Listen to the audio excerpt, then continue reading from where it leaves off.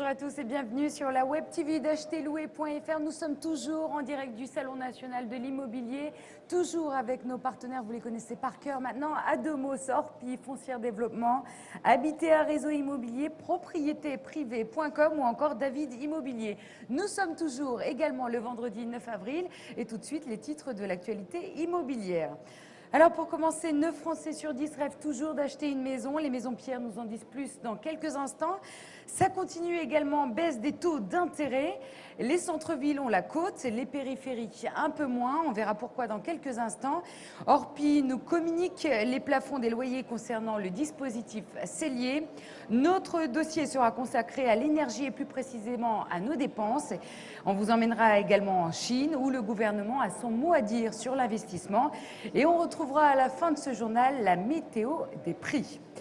Allez, on commence sans plus tarder avec le chiffre du jour à retenir par cœur. 9 Français sur 10 rêvent de devenir propriétaires d'une maison. C'est le résultat d'une enquête réalisée par les Maisons Pierre, spécialistes de la construction.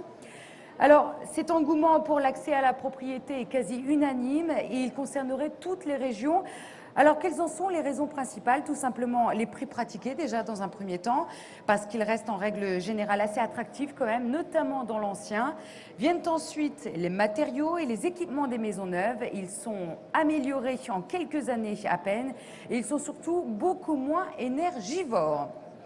On continue avec notre première actualité de ce journal. Du côté des taux d'intérêt des prêts immobiliers, ça continue de baisser, c'est la bonne nouvelle.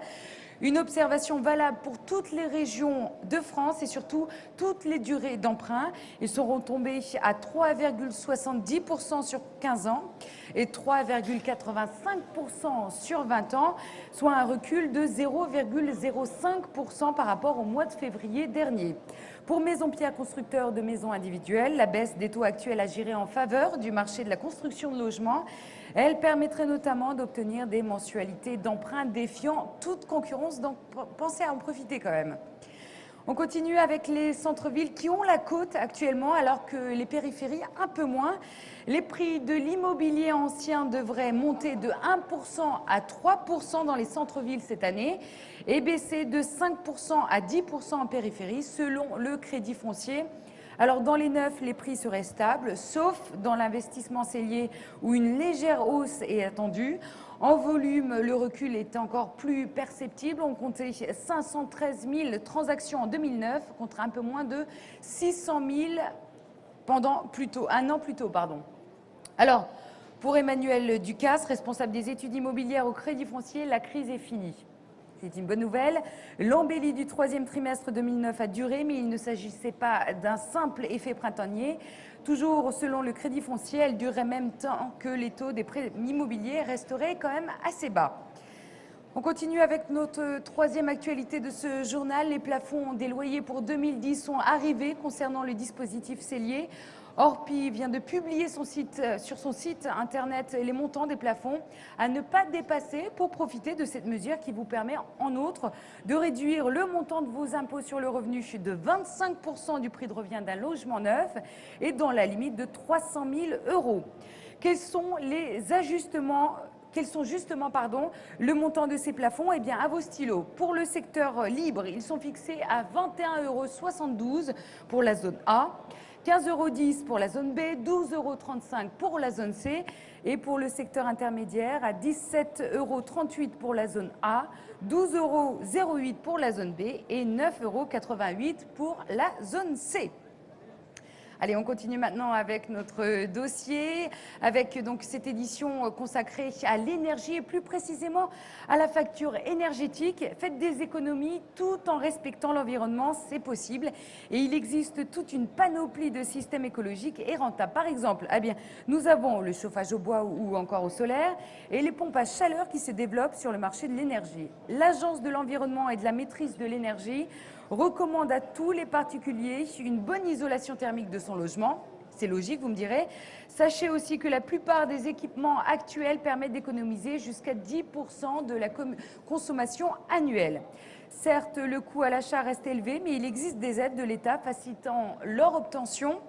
une TVA à 5,5 sur la fourniture de matériel et la main-d'œuvre et un crédit d'impôt de 15% pour l'isolation des parois vitrées et des portes d'entrée. Pour en savoir plus, eh bien, rendez-vous sur le site www.adem.fr.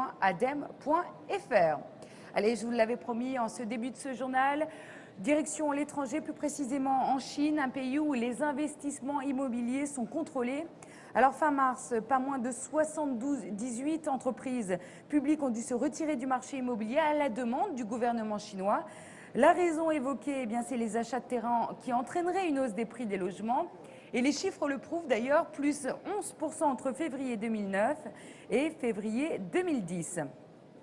Rappelons aussi qu'en novembre dernier, la Chine a réintroduit une taxe de vente immobilière dans tout le pays. L'objectif est assez simple, réduire la spéculation et la flambée des prix du marché. Vous le savez, à Paris actuellement, au Salon national de l'immobilier, le soleil est au rendez-vous. Quel temps fait-il par contre sur le marché de l'immobilier ? Trouver un logement prend des allures un peu de mission impossible et le baromètre mensuel de meilleuragent.com le confirme.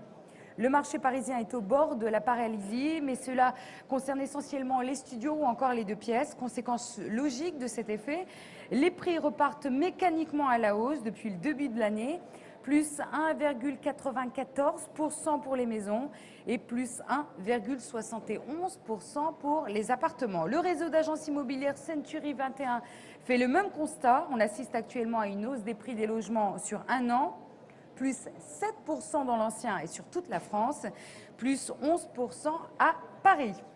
Voilà, c'est la fin de ce journal, de cette Web TV en direct, je vous le rappelle, du Salon national de l'immobilier. Merci encore de nous avoir suivis. On se retrouve dans un peu moins d'1 heure en direct toujours de ce salon. Donc rendez-vous tout à l'heure. À tout à l'heure.